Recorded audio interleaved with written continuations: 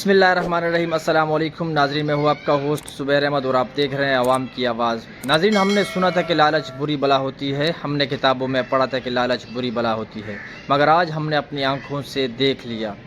قائد آباد کے علاقے سمر گارڈن میں کل ایک واقعہ رونما ہوا جس میں ایک شخص اپنی جان کی بازی ہار گیا۔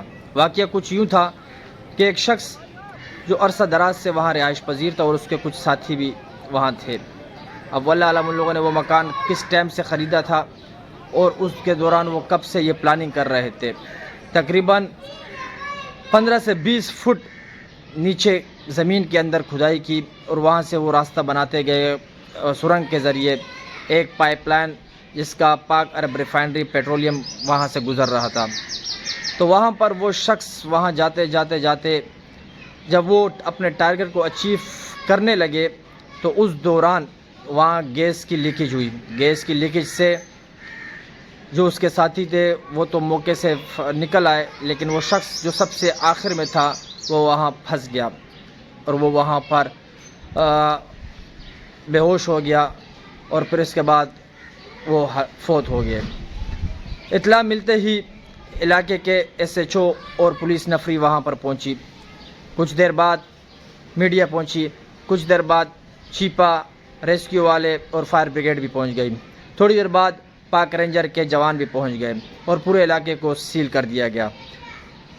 کافی ٹائم بعد جب یہ واقعہ تقریباً رات 8 بجے کا واقعہ تھا اور کرتے رات کے 1 بج گیا، لیکن کچھ خاطر خواہ کامیابی حاصل نہیں کر پائے کیونکہ اس سرنگ کے اندر اتنی خطرناک گیسز تھی کہ وہاں پر جو ریسکیو کے جن کا کام یہی تھا وہ پوری آکسیجن، میں آپ کو یہ ویڈیو میں بھی نظر آ رہا ہوگا کہ وہ پوری کٹ کے ساتھ موجود تھے، آکسیجن اور پورے بیگ وغیرہ سب کچھ لگایا تھا، لیکن وہ 5 منٹ سے زیادہ ٹک نہیں پائے۔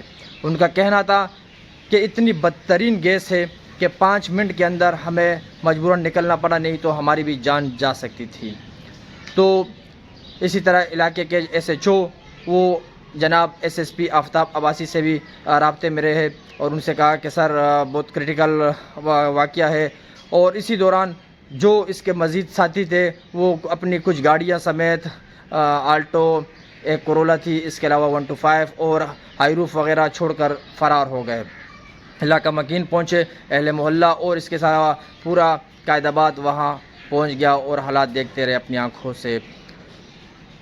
وہاں کے اس کے بعد پاک عرب ریفائنری کے کرنل اور اس کی مزید جو ٹیم تھی افسران وہ بھی پہنچے موقع پر، اور سوئی سدرن گیس کے آفیسر بھی پہنچے، لیکن اس ٹائم یہ ابھی تک نہیں پتہ چل رہا تھا کہ یہ پاک عرب ریفائنری کی لائن تھی یا سوئی سدرن گیس تھی، کیونکہ گیس بہت شدید تھی اور لگ بھی ایسا ہی رہا تھا جیسے ایل پی جی وغیرہ یا سوئی سدرن گیس کی پائپ لائن ہو۔ اس ٹائم ایک ٹائم تک تو ایک بھی اپنے وہ نہیں کر رہا تھا، کیونکہ پاک عرب ریفائنری والے کہہ رہے تھے کہ ہماری لائن نہیں ہے، ہماری لائن کو ان لوگوں نے ٹچ نہیں کیا۔ لیکن جوں رات ہوتی گئی اور وہ شخص جو اندر پھنسا ہوا تھا وہ تو فوت ہو گئے، اور جو ریسکیو ٹیمیں تھی وہ بھی تقریباً ہار مان چکے تھے کیونکہ رات کا وقت تھا، سپہر 1 سے 1:30 بجے کا ٹائم تھا۔ ان لوگوں نے بھی کہا کہ آج یہ نہیں ہو سکتا۔ تو پھر ایس ایچ او امین کھوسا نے ایس ایس پی سے رابطہ کیا کہ سر کیا کیا جائے، تو ایس ایس پی نے ان سے کہا کہ آپ ایسے کریں کہ فی الحال اس کو آج چھوڑ دیں، یہ کل پہ چھوڑ دیں گے۔ تو پھر صبح مختلف ٹیمیں آنے لگی، اسی طریقے سے یہ سلسلہ چلتا رہا، اور اس کے علاوہ پھر شاول منگایا گیا۔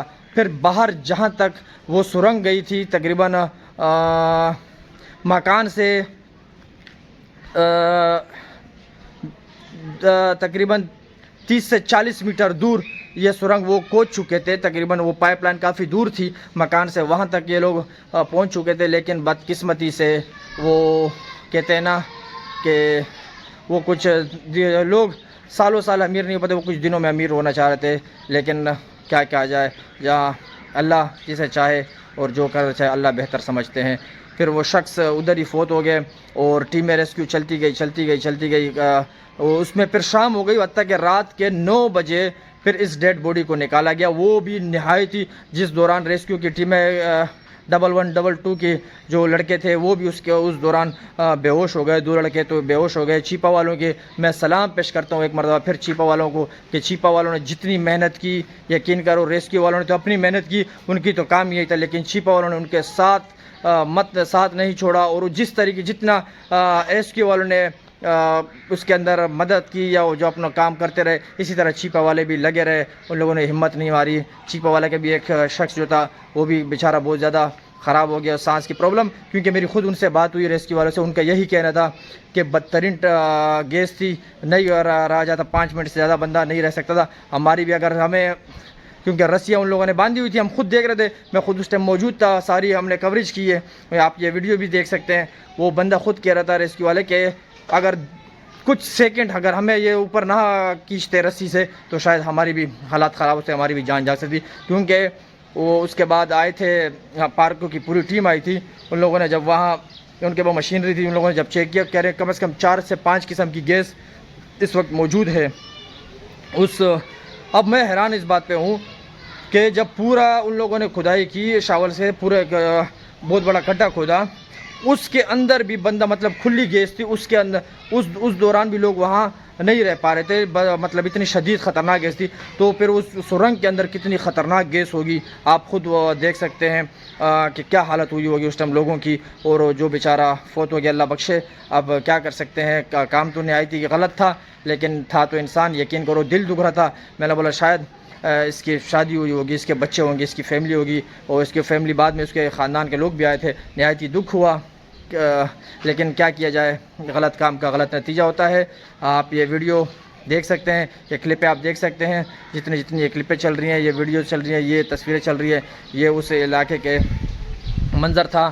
میں سلام پیش کرتا ہوں جناب SHO امین کھوسا کو, جنہیں جیسے اطلاع ملی رات 8 بجے سے, وہ رات 2 سے 3 بجے تک ادھر ہی تھے. پھر اس کے بعد صبح دوبارہ وہ آئے, ان لوگوں نے پوری ڈیوٹی سر انجام دی. پاک فوج, پاک رینجرز بھی وہاں موجود تھی, اور اس کے علاوہ اور جو ٹیمیں تھیں, ساروں نے بڑی محنت کر کے بعد اس شخص کو نکالا, اور پھر اس شخص کی ڈیڈ باڈی کو اسپتال لے کے گئے, اور اس کے بعد ان کی جو کارروائی تھی وہ کی ہوگی. اور اس کے بعد ان کا کہنا تھا, ان کے علاوہ حکیم سے بھی ہماری بات ہوئی کہ اس کو پھر اگر مناسب ہوا تو ہو سکتا ہے کہ اس کو گاؤں لے کے جائیں.